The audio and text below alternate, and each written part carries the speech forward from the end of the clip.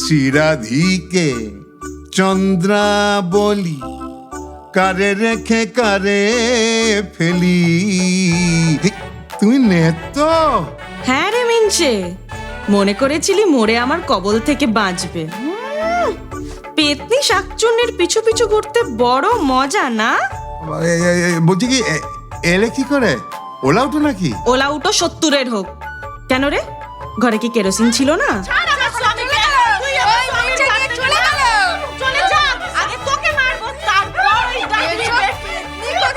আমার স্বামীকে তোকে কেন দেব না?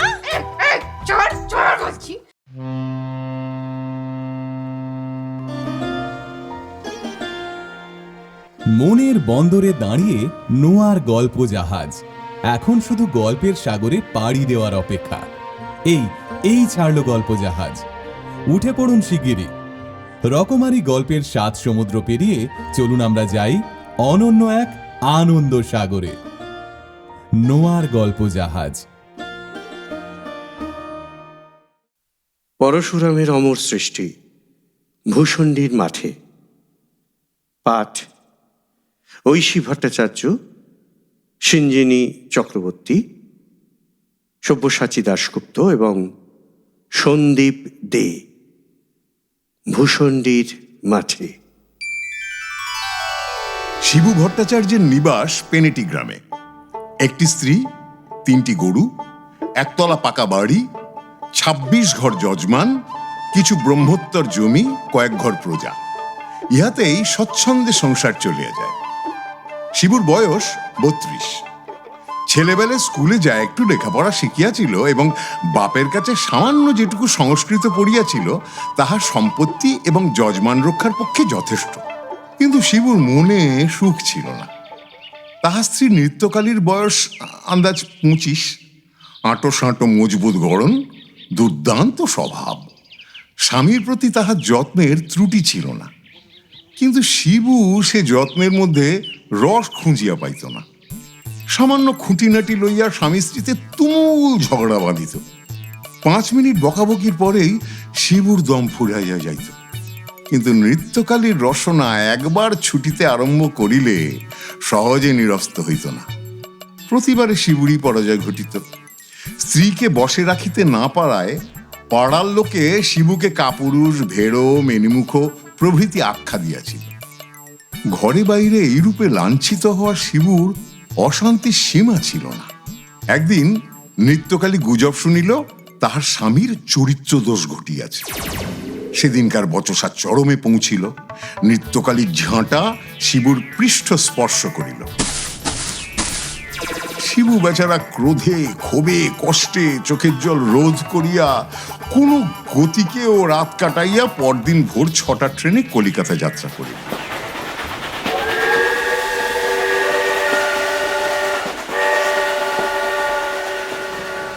শিয়ালদহ হইতে সোজা কালীঘাটে গিয়া শিবু নানা উপাচারে 5 টাকার পূজা দিয়া মানত করিল। হে মা কালী, মাগিকে ওলা উঠে টেনে নাও মা, আমি জোড়া পাঁটা নৈবেদ্য দেবো গো, আজ যে বরদাস্ত হয় না। একটা সুরাগ দাও মা, যাতে আমার নতুন করে সংসার পাততে পারি। মাগি ছেলে পুলে হলো না, সেটাও তো দেখতে হবে। দোহাই মা, দোহাই। মন্দির হইতে ফিরিয়া শিবু এক বড় ঠোঙা তেলে ভাজা খাবার, আছের দই এবং আছের অমৃতি খাইল। তারপর সমস্ত দিন জন্তুর বাগান, জাদুঘর, হক সাহেবের বাজার, হাইকোর্ট ইত্যাদি দেখিয়া সন্ধেবেলা বিডন স্ট্রিটের হোটেল ডি অর্থোডক্সে 1 প্লেট কারি, 2 প্লেট রোস্ট ফাউল এবং 8খানা টেবিল জলযোগ করিল। তারপর সমস্ত রাত থিয়েটার দেখিয়া ভোরে পেনিটি ফিরিয়া গেল।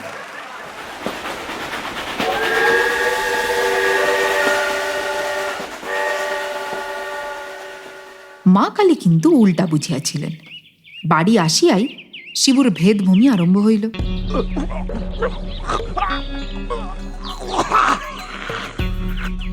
ডাক্তার আসিল, কবিরাজ আসিল, ফলে কিছুই হইল না। 8 ঘণ্টা রোগে ভুগিয়া স্ত্রীকে পায়ে ধরাইয়া কাঁদাইয়া শিবু ইহলোক পরিত্যাগ করিল।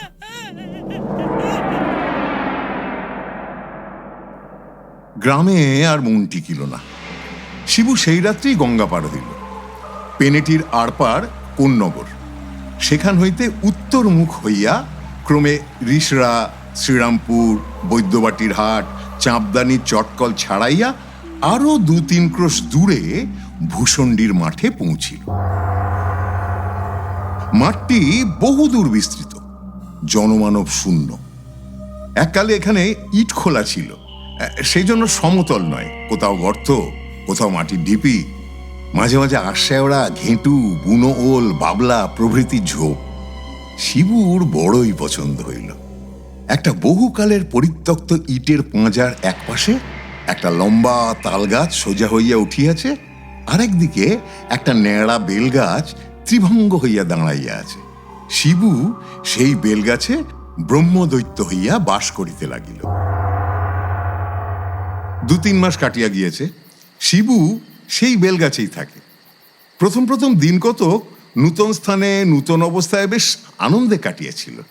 এখন শিবুর বড়ই ফাঁকা ফাঁকা ঠেকে। মেজাজটা যতই বধ হোক, নৃত্যর একটা আন্তরিক টান ছিল। শিবু এখন তাহা হাড়ে হাড়ে অনুভব করিতেছে। একবার ভাবিল, দূর হোক, না হয় পেনিটিতেই আড্ডা গাড়ি। তারপর মনে হইল, লোকে বলিবে বেটা ভূত হইয়াও স্ত্রীর আঁচল ছাড়িতে পারে নাই।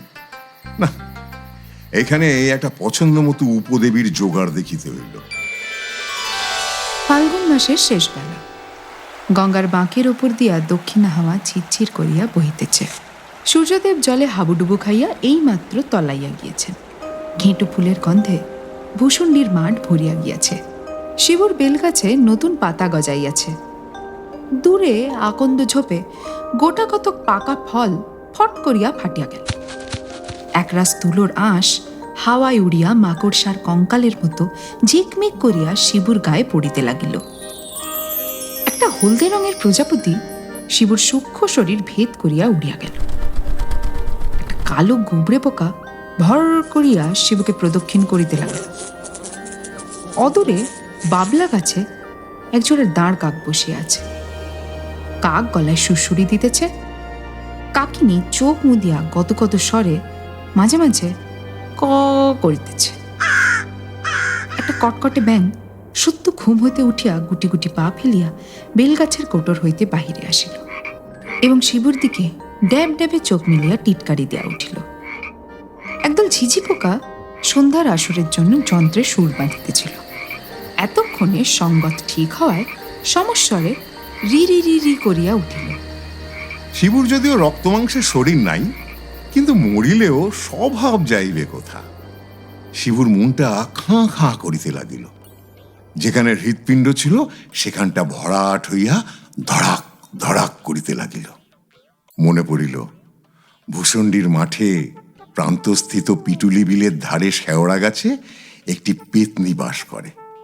শিবু তাকে অনেকবার সন্ধেবেলা পলো হাতে মাছ ধরিতে দেখিয়াছে। তার আপাদ মস্তক ঘেরাটোপ দিয়ে ঢাকা। একবার সে ঢাকা খুলিয়া শিবুর দিকে চাহিয়া লজ্জায় জিভ কাটিয়াছিল।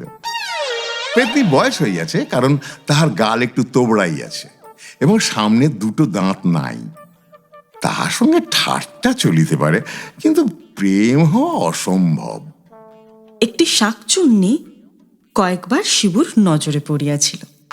সে একটা গামছা পরিয়া আরেকটা গামছা মাথায় দিয়া এলো চুলে বকের মতো লম্বা পা ফেলিয়া হাতের হাঁড়ি হইতে গোবর গোলা জল ছড়াইতে ছড়াইতে চলিয়া যায়।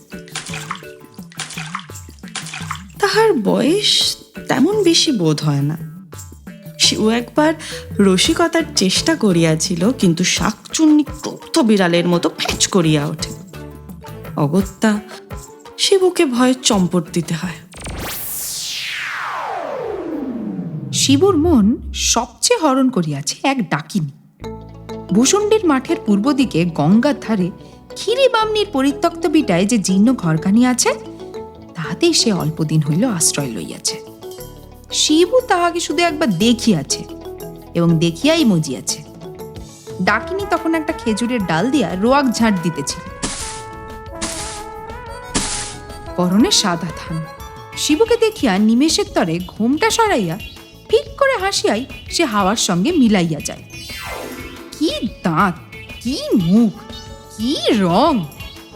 নৃত্যকালীর রং ছিল পান্তুয়ার মুখ, কিন্তু ডাকিনীর রং যেন পান্তুয়ার শ্বাস। শিবু একটা সুদীর্ঘ নিঃশ্বাস ছাড়িয়া গান ধরিল। আহা শ্রীরাধিকে চন্দ্রা বলি, কারে রেখে কারে ফেলি। শ্রীরাধিকে চন্দ্রা বলি, কারে রেখে কারে ফেলি। সহসা প্রান্তর প্রকল্পিত করিয়া নিকটবর্তী তাল গাছের মাথা হইতে তীব্র কণ্ঠে শব্দ উঠিল। আরে চারা রা রা রা রা রা রা রা রা রা রা রা।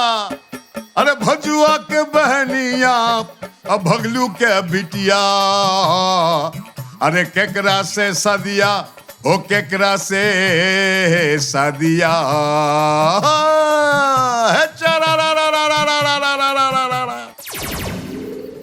শিবু চমকাইয়া উঠিল। তাল গাছে কে রে? কারিয়া পিরেতে বা কেলে ভূত? নেমে এসো বাবা, নেমে এসো। মাথায় পাগড়ি, কালো লিকলিকে চেহারা, কাঁকলাসের মতো একটি জীবাত্মা সড়াক করিয়া তাল গাছের মাথা হইতে নামিয়া ভূমিষ্ঠ হইয়া প্রণাম করিয়া বলিল, গোর লাগি বরমদৌজি, গোর লাগি। জিতে রহো বেটা, একটু তাও খাওয়াতে পারিস? হ্যাঁ হ্যাঁ হ্যাঁ, ছিলাম মা। আমাকে নেই তো তা ছিলিম, জোগাড় করে দে না। প্রেত ঊর্ধ্বে উঠিল এবং অল্পক্ষণের মধ্যে বৈদ্যবাটির বাজার হইতে তামাক টিকা কলিকা আনিয়া আগ সুলগাইয়া শিবুর হাতে দিল। শিবু একটা কচুর ডাঁটার উপর কলিকা বসাইয়া টান দিতে দিতে বলিল, তারপর হেলি কবে তো হালচা সব বল দেখি। কারিয়া পীরের যে ইতিহাস বলিল তার সারমর্ম এই। বাড়ি ছাপড়া জেলা। দেশে এককালে তাহার জরু গরু জমি জেরাত সবই ছিল। তাহার স্ত্রী মুংরি অত্যন্ত মুখরা ও বদমেজাজি, বনিবনাও কখনো হইত না।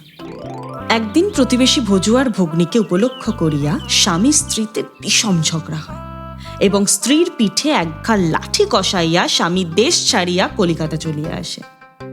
সে আজ 30 বৎসরের কথা। কিছুদিন পর সংবাদ আসে যে মুংরি বসন্ত রোগে মরিয়াছে। স্বামী আর দেশে ফিরিল না, বিবাহ করিল না। নানা স্থানে চাকরি করিয়া অবশেষে চাপদানির মিলে কুলির কাজে ভর্তি হয় এবং কয়েক বৎসরের মধ্যে সর্দারের পদ পায়। তারপর 1 মাস হাসপাতালে শয্যাশায়ী হইয়া থাকে। সম্প্রতি পঞ্চত্ব প্রাপ্ত হইয়া প্রেত রূপে এই তাল গাছে বিরাজ করিতেছে। শিবু একটা লম্বা টান মারিয়া কলিকাটি কারিয়া পীরেতকে দিবার উপক্রম করিতেছিল। এমন সময় মাটির ভিতর হইতে ভাঙা কাঁসরের মতো আওয়াজ আসিল। ভায়া, কলকাতায় কিছু আছে নাকি? বেলগাছের কাছে যে ইটের পাঁজা ছিল তাহা হইতে খানকত ইট খসিয়া গেল এবং ফাঁকের ভিতর হইতে হামাগুড়ি দিয়া একটি মূর্তি বাহির হইল। স্থূল খর্ব দেহ, থেলো হুঁকোর খোলের ওপর একজোড়া পাকা গোঁফ গজাইলে যেরকম হয় সেই প্রকার মুখ, মাথায় টাক, গলায় রুদ্রাক্ষের মালা, গায়ে ঘুন্টি দেওয়া মেরজাই, পরনে ধুতি, পায়ে তালতলার চুটি। আগন্তুক শিবুর হাত হইতে কলিকাটি লইয়া বলিলেন, ব্রাহ্মণ, দণ্ডবত হই। কিছু সম্পত্তি ছিল ভায়া, এইখানে পোতা আছে, তাই যক্ষী হয়ে আগলাচ্ছি। বেশি কিছু নয়, 2-500। সব বন্ধকি তমসুক দাদা, ইস্টাম্বর কাগজে লেখা, নগদ শিক্ষা একটিও পাবে না। দেখো, খবরদার এদিকে নজর দিও না, হাতে হাত করি পড়বে। শিবুর মেঘদূত একটু একটু জানা ছিল। সসম্ভ্রণে জিজ্ঞাসা করিল, জখম সাহেব, আপনি কি কালিদাসের সেই? ভাইরা ভাই, কালিদাস আমার মাস্ততো শাড়িকে বিয়ে করে। ছোকরা হেইজলিতে নিমকির গোমস্তা ছিল, অনেকদিন মারা গেছে। তা ভাইয়া, তুমি তার নাম জানলে কি সে? আপনার এখানে কতদিন আগমন হয়েছে? আমার আগমন বলে গিয়ে ৩.৫ বছর এখানে আছি। কত দেখলাম, কত এলো কত গেল, তাও দেখলাম। আরে বাবা, তুমি তো সেদিন এলে, কাঠ পিঁপড়ে তাড়িয়ে তাড়িয়ে ৩ বার হোঁচট খেয়ে গাছে উঠলে। দেখেছি সব দেখেছি আমি। আরে তোমার গানের শখ আছে দেখেছি, বেশ বেশ বেশ। কিন্তু ভাইয়া, কালো হাতি যদি শিখতে চাও তো আমার সাকরে দাও। হ্যাঁ, এখন আওয়াজটা যদিও একটু খোলা হয়ে গেছে, তবু মরা হাতি লাখ টাকা। হ্যাঁ, তা মশাই ভূতপূর্ব পরিচয়টা যদি জিজ্ঞাসা করতে পারি কি? বিলক্ষণ বিলক্ষণ। আমার নাম ঈশ্বর নদীর চাঁদ মল্লিক, পদবী বসু, জাতি কায়স্থ, নিবাস রিসরে, হাল শাকিং এই মাজার মধ্যে। হাবেক পেশা দারোগাগিরি, বুঝলে ভাইয়া। ওই এলাকা রিসরে স্তক ভদ্রেশ্বর। জর্জ টি সাহেবের নাম শুনেছ? হুগলির কালেক্টর ভারী ভালোবাসতো আমাকে। মুল্লুকের শাসনটা তামাম আমার হাতেই ছেড়ে দিয়েছিল। নাদু মল্লিকের দাপটে লোকে ত্রাহিত ত্রাহিত ডাক ছাড়ত। তা মশাই পরিবার আদি কি? সব সুখ কি কপালে হয় রে দাদা? ঘর সংসার সবই তো ছিল, কিন্তু গিন্নিটি ছিলেন খান্ডার। বলবো কি মশাই, আমি হলুম গিয়ে নাদু মল্লিক কোম্পানির ফৌজদারি নিজামত আদালত যার মুঠোর মধ্যে আমারই পিঠে দিলে কিনা এক ঘা চেলা কাঠ কষিয়ে। ব্যাস, তারপরে অবশ্য পালালো বাপের বাড়ি। ৩২৪ ধারায় ফেলতো, বুঝলে ভাইয়া, ৩২৪ ধারা। তো কেলেঙ্কারির ভয়ে গ্রেপ্তারি পরোয়ানা আর ছাড়লুম না। যাবে কোথায়? গুরু আছেন, ধর্ম আছেন। ৪৭ সনের মরকে মাগি ফৌত হলো। সংসার ধর্মে আর মন বসলো না, বুঝলে। জর্জ টি সাহেব বিলেত গেলে আমিও পেনশন নিয়ে এক শখের যাত্রা খুললাম।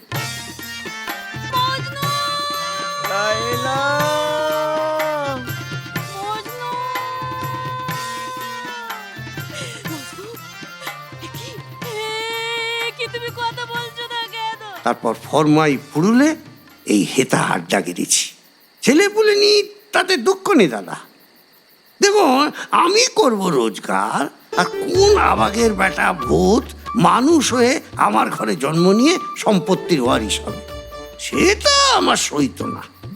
এই তো এখন বেশ তোফা আছি, নিজের বিষয়ে নিজেই আগলাই, গঙ্গার হাওয়া খাই আর বম বম বম বম করি। থাক থাক থাক থাক, আমার কথা তো সব শুনলে, এখন তোমার কেচ্ছা বলো দিনি ভাইয়া। শিবু নিজের ইতিহাস সমস্ত বিবৃত করিল। কারিয়া পীড়িতের পরিচয় দিল। ও, সব সাংঘাতের একই হাল দেখছি। পুরনো কথা ভেবে মন খারাপ করে কোনো ফল নেই। এই এখন একটু গাওনা বাজনা করি। এসো এসো এসো, আজ নেই তেমন জুত হবে না। আচ্ছা, পেটে চাপড় দিয়েই ঠেকা দিই। নন করছে, বাবা ছাতু কর, একটু এঁটেল মাটি চটকে এই মধ্যিখানে থাবড়ে দে তো। ঠিক হয়েছে ঠিক হয়েছে। চৌতাল বোঝো, চৌতাল ৬ মাত্রা, ৪ তাল ২ ভাগ। বলছো না, ধা ধা ধিন ধা করতে গিয়ে গিন্নি ঘাধন কর্তা কি।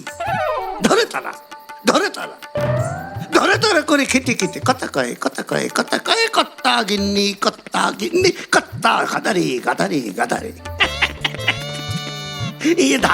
এই ধায়ের উপর শোন, দিন তাড়াতাড়ি কেটে দিন তাড়াতাড়ি কেটে গদি ঘেনে ধা গদি ঘেনে ধা গদি ঘেনে ধা। ধা বসকালে সব মাটি।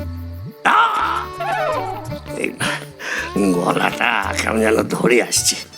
ঘরটা ভূত, এক ছিলেন তামাক সাজবেটা। উদ্যোগী পুরুষের লক্ষ্মীলাভ অনিবার্য। অনেক কাকুতি মিনতির পরে ডাকিনী শিবুর ঘর করিতে রাজি হইয়াছে, কিন্তু সে এখনো কথা বলে নাই, ঘোমটাও খোলে নাই, তবে ইশারায় সম্মতি জানাইয়াছে। আজ ভৌতিক পদ্ধতিতে শিবুর বিবাহ। সূর্যাস্ত হইবা মাত্র শিবুর সর্বাঙ্গে গঙ্গা মৃত্তিকা মাখিয়া স্নান করিল, গাবের আটা দিয়া বইতা মাজিল, ফণি মনসার বুরুষ দিয়া চুলা ছেড়াইল, টিকিতে একটি পাকা তেলা কুচা বাঁধিল, ঝোপে ঝোপে বন জঙ্গলে ঘুরিয়া ঘুরিয়া একরাশ ঘেঁটু ফুল, বইচি, কয়েকটা পাকা নোনা বেল সংগ্রহ করিল। তারপর সন্ধ্যায় শিয়ালের ঐকতান আরম্ভ হইতেই সে ক্ষীরিবামনির ভিটায় যাত্রা করিল। সেদিন শুক্লপক্ষের চতুর্দশী।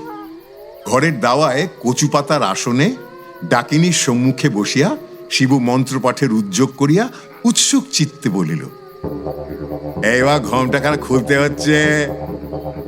ডাকিনী ঘোমটাটা সরাইল।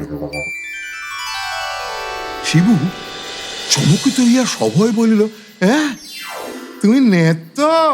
হ্যাঁ রে মিনছে, মনে করেছিলি মোরে আমার কবল থেকে বাঁচবে। পেতনি শাকচুন্নির পিছু পিছু ঘুরতে বড় মজা না? বলছি কি এলে কি করে? ওলা উঠো নাকি? ওলা উঠো 70-এর হোক। কেন রে, ঘরে কি কেরোসিন ছিল না? তাই চেহারা খান ফর্সা মানা দেখাচ্ছে।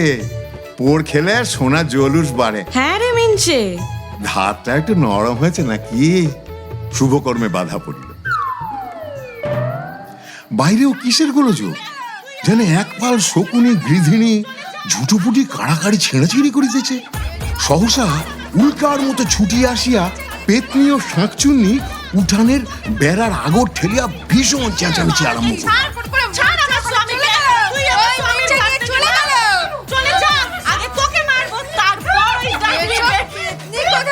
আমার স্বামীকে তোকে কেন দেব না? মোর যে তোর নাতির বয়সী। কি আমার কোনে বউগা? আমি যে 2 জন্ম আগে কাটবো। তোর খবর চুন্নি, আমি জোর 3 জন্ম আগে কাটবো। মোর মোর চেটিয়া মোর, ওই দিকে ডাইনি মগি মিনছেকে নিয়ে উধাও। এই আগে তোর ঘাড় মটকাবো, তারপর ওই ডাইনি বেটিকে খাবো। কামড়া কামড়ি চুরোচুরি আরম্ভ হইল। এখন নৃত্যকালীতেই রক্ষা নাই, তাহার উপর পূর্বতন 2 জন্মের আরো 2 পত্নী হাজির। শিবু হাতে পৈতা জড়াইয়া ইষ্টমন্ত্র জপিতে লাগিল। নৃত্যকালী রাগে ফলিতে লাগিল। এমন সময় নেপথ্যে যক্ষের গলা শোনা গেল। শুনছ কি বা আনমনে, ভাবছ বুঝি শ্যামের বাসি, ভাবছ বুঝি শ্যামের বাসি, ডাকছে তোমায় বাসবো নে ধনী। শুনছ কি বা আনমনে মায়া। হ্যাঁ কি হলো, এখানে তো গোল কিসে? প্রচন্ড ধাক্কা পড়িল, কিন্তু মন্ত্রবদ্ধ আগর খুলিল না, বেড়াও ভাঙিল না। তখন কারিয়া পীরে তারস্বরে উৎপাটন মন্ত্র পড়িল।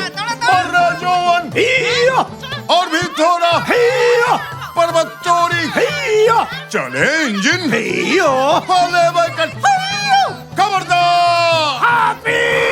মরমর করিয়া ঘরের চাল, দেওয়াল, বেড়া, আগর সমস্ত আকাশে উঠিয়া দূরে নিক্ষিপ্ত হইল।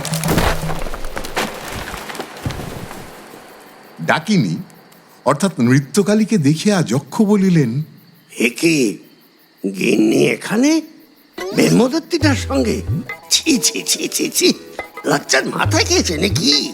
ডাকিনী ঘোমটা টানিয়া কাঠ হইয়া বসিয়া রহিল। কারিয়া পীরেত বলিল, আরে মংরে তোহরা সরম নাহি বা?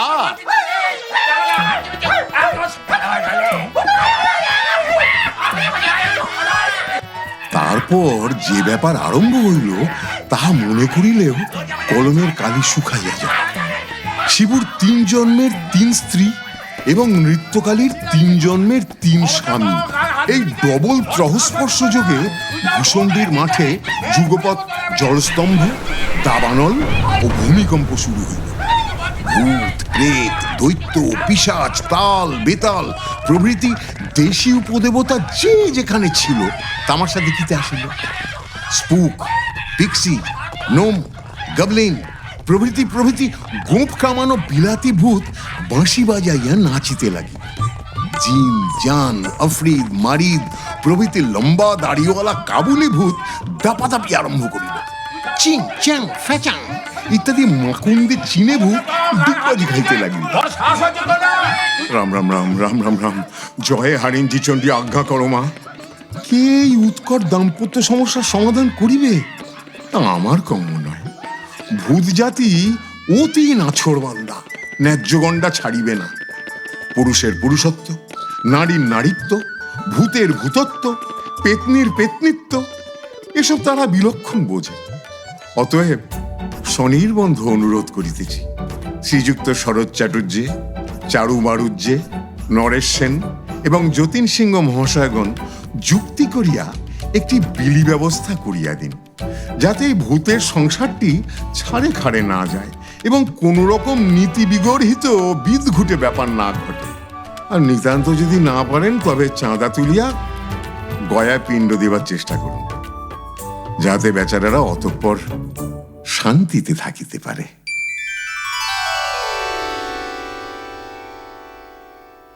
নানা স্বাদের গল্প শুনতে আজই সাবস্ক্রাইব করুন নোয়া গল্প জাহাজ। প্রেস করুন বেল আইকন।